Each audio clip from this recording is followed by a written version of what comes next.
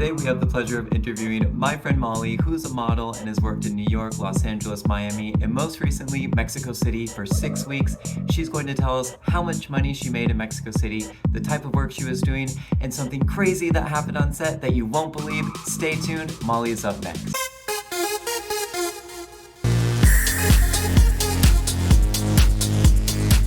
Molly, thank you so much for being here with us. I'm excited to be here. How did you get started with modeling? I mean, I was scouted when I was really young, like in middle school, and because I just had unique features like red hair and freckles and blue eyes, and so I really wasn't interested.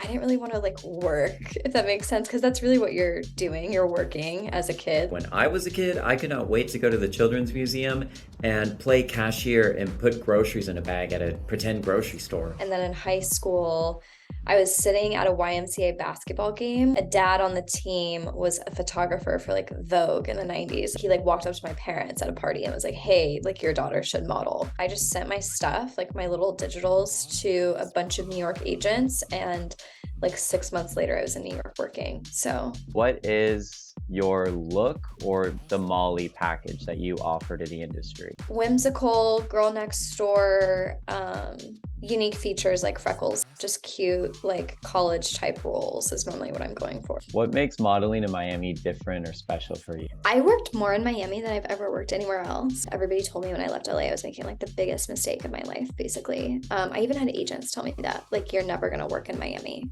When you think of Miami, you think of Brazilian, curvy, bikini, hot models.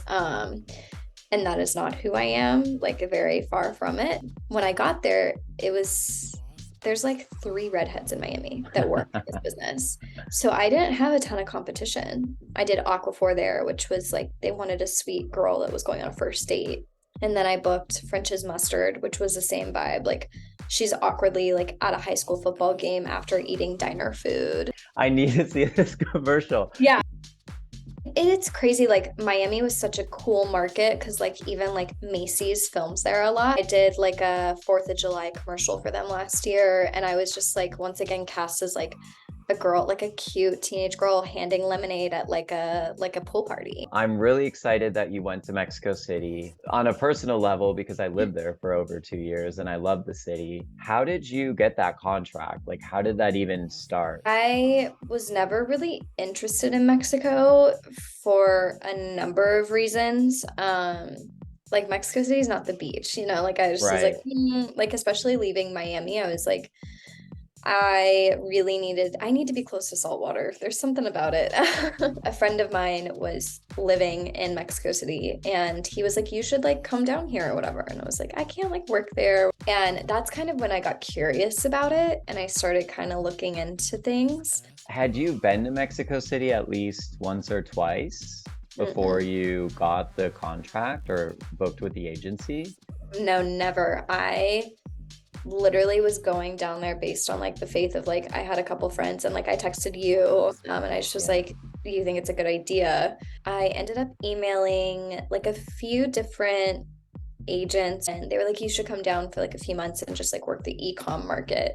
And e-com is very different in Mexico. So is that all for websites or maybe something you see in an email blast and there's a photo? Yeah, so if you're shopping online and you see a model basically being a mannequin, or you get an email and it's these are on sale today, that was an e-com job. I did athletic wear one time and it was literally the same shirt and the same Air Swift pant shorts, just different colors, and we literally shot every color, every style that they had.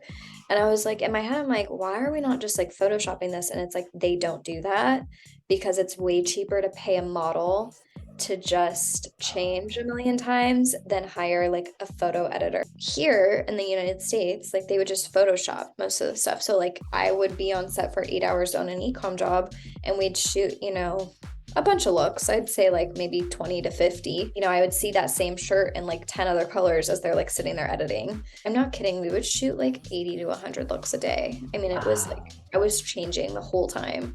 I actually got so hot and dizzy, I passed out on set one time. Model down. It's super terrifying when you wake up, you're in a foreign country, like you don't speak the language like It's fluently. never fun to be sick or ill away from your house. Yeah. Yeah, it was like I was like, what is happening? I guess like my blood pressure had dropped and I just like literally fell to the floor. Your expenses were obviously a lot lower. Overall, did you profit? I did not profit Right. off of being there. I think it was such an experience to have, and if I would have stayed, or if maybe if I would have had my visa paperwork done and like ready to go by the time I was there, I may have been able to like get into some commercials and like book those. Like the e-com jobs pay anywhere from like 2,000 to 8,000 pesos a day. Like the lowest rate I worked for was 2,000 pesos, and I worked a half day.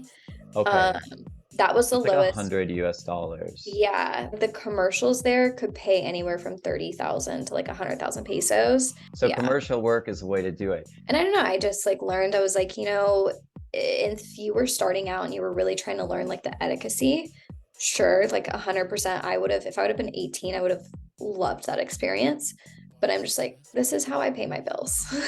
But I did have such a good time. And like, I do want to go back, maybe not for work, but just like to enjoy the city. More friendly Everybody's so environment. friendly. Yeah. Like, I would be standing just ordering like a quesadilla or like tacos or something on the street, and like the person next to me would just spark a conversation. If that would have happened in New York, nobody would have sparked a conversation with me about my quesadillas, like Right.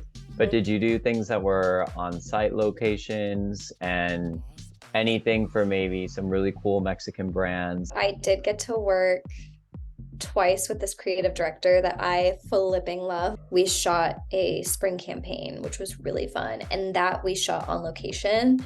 We drove 2 hours outside of Mexico City, like in a van, way off grid, like no cell phone service. Like we were up in the mountains, so it was kind of cold. And they like made us lunch. It was a whole day. It was really nice.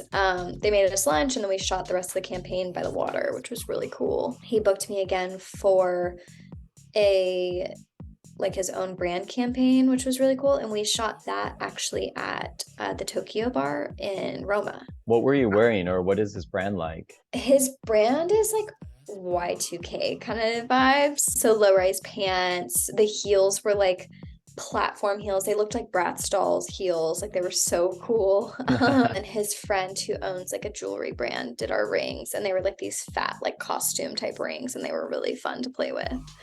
And then we worked that time actually with this huge photographer. He was like the photographer for El Mexico for the longest time. Oh, wow. He was so fun to work with. Yeah. That was probably overall like my best working experience I've ever had. Just the team atmosphere was really nice.